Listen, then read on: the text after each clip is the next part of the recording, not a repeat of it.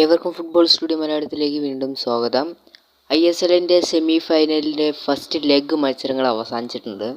അതായത് ഒഡീഷ മോഹൻ ബഗാനും ഗോവ മുംബൈനും നേരിട്ട് first leg അവസാനിച്ചു. ഇനി സെക്കൻഡ് ലെഗാണ്. ഇപ്പോൾ ഹോം മത്സരം കളിച്ചവരുടെ ഹെവേ മത്സരമായിരിക്കും സെക്കൻഡ് ലെഗിൽ വരാൻ പോകുന്നത്. അപ്പം ഏതായാലും നമുക്ക് അതിലേക്ക് വിശദമായി കടക്കാം. കഴിഞ്ഞ മത്സരത്തെക്കുറിച്ചും നടക്കാൻ പോകുന്ന മത്സരത്തെക്കുറിച്ചും. അപ്പം ചാനൽ സബ്സ്ക്രൈബ് ചെയ്യാണ്ട് കാണുന്നവരുണ്ടെങ്കിൽ സബ്സ്ക്രൈബ് ചെയ്ത് ബെൽ ബട്ടൺ ഓൾട്ടേക്കുക. നമ്മൾ കഴിഞ്ഞ ഒരു വീഡിയോ ചെയ്തിട്ടുണ്ടായിരുന്നു നോഹ സദോയ് ബ്ലാസ്റ്റേഴ്സിൻ്റെ കൺഫേം ആണെന്ന്.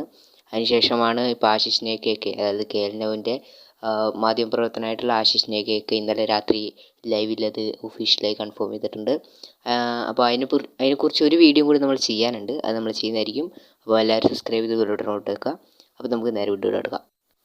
ഫസ്റ്റ് ലെഗ് മത്സരത്തിലെ ഫസ്റ്റ് മത്സരം മോഹൻ ബഗാൻ ഒഡീഷ മോഹൻ ബഗാനായിരുന്നു നേരിട്ടത്. അതായത് ഒഡീഷയുടെ ഹോം സ്റ്റേഡിയത്തിൽ വെച്ചായിരുന്നു മത്സരം നടന്നിരുന്നത്. ആ മത്സരത്തിൽ എതിരില്ലാത്ത ഏകപക്ഷീയമായ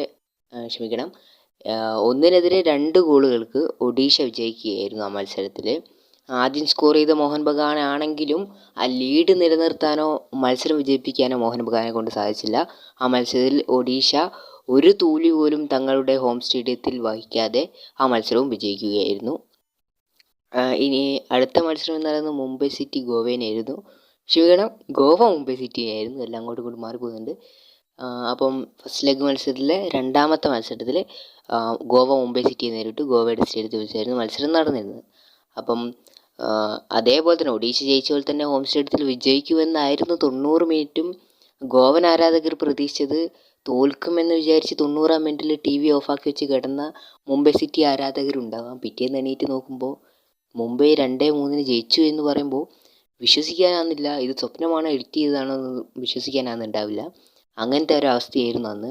കാരണം 90 മിനിറ്റ് വരെ 2-0 നിന്ന മത്സരം 90-ാം മിനിറ്റിൽ ഒരു ഗോൾ അടിക്കുകയും 91-ാം മിനിറ്റിൽ രണ്ടാമത്തെ ഗോൾ അടിക്കുകയും 96-ാം മിനിറ്റിൽ മൂന്നാമത്തെ ഗോൾ അടിക്കുകയും അടിച്ച് തിരിച്ച് ഒരു കംബാക്ക് നടന്ന ഈ സീസണിലെ ഏറ്റവും വലിയൊരു കംബാക്ക് തന്നെയായിരുന്നു. അതും സെമി ഫൈനലിൽ അതൊരു സീന് കംബാക്ക് തന്നെയായിരുന്നു. ഗോവൻ ആരാധകർക്കും ഗോവയുടെ പ്ലേയേഴ്സിനൊക്കെ ഒരു നിരാശപ്പെടുത്തുന്നൊരു അനുഭവം തന്നെയായിരുന്നു അത്. ഏതായാലും മുംബൈ സിറ്റി 3-2 ചാങ്തയുടെ ഇരട്ട ഗോളിൽ വിജയിക്കുകയായിരുന്നു. അന്ന് സ്കോർ ചെയ്തത് ചാങ്തയും വിക്രം പ്രതാപും ആയിരുന്നു. ഇന്ത്യൻ സ്കോറേഴ്സ് ആയിരുന്നു. മിഡ്ഫീൽഡിൽ ഇന്ത്യൻ പ്ലേയേഴ്സിനെ ഇറക്കിയായിരുന്നു ആ 3 ഗോളും വന്നത്, പുതിയ താരങ്ങളെ മുംബൈ സിറ്റിക്ക്. ഏതായാലും ഇനി സെക്കൻഡ് ലെഗാണ്. സെക്കൻഡ് ലെഗിലേക്ക് വരുമ്പോൾ സെക്കൻഡ് ലെഗിൽ തിരിച്ചാണ് വരുന്നത്. അതായത് ഇപ്പം ഹോം സ്റ്റേഡിയത്തിൽ കളിച്ചവർ ഇനി ഹെവേ മത്സരമാണ് കളിക്കാൻ പോകുന്നത്. അതായത് ഒഡീഷ ഹെവേ മത്സരം കളിക്കും, മോഹൻ ബഗാൻ പോയി കളിക്കും. അതായത് മോഹൻ ബഗാൻ്റെ ഹോം ഗ്രൗണ്ടിൽ വെച്ചായിരിക്കും ഒഡീഷയെ മോഹൻ ബഗാൻ നേരിടുക.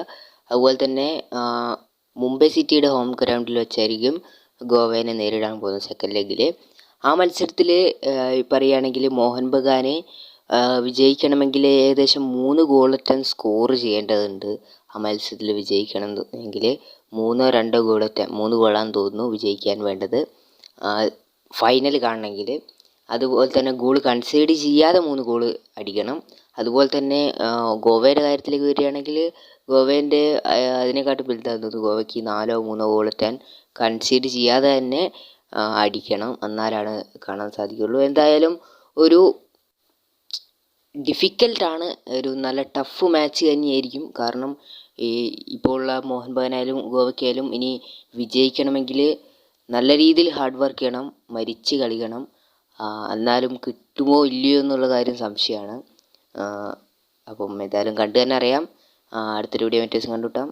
സബ്സ്ക്രൈബ് ചെയ്യുക, ബെൽ ബട്ടൺ ഓൾട്ടേക്കുക, ഇഷ്ടപ്പെട്ട ലൈക്ക് ചെയ്യാൻ മറക്കണ്ട.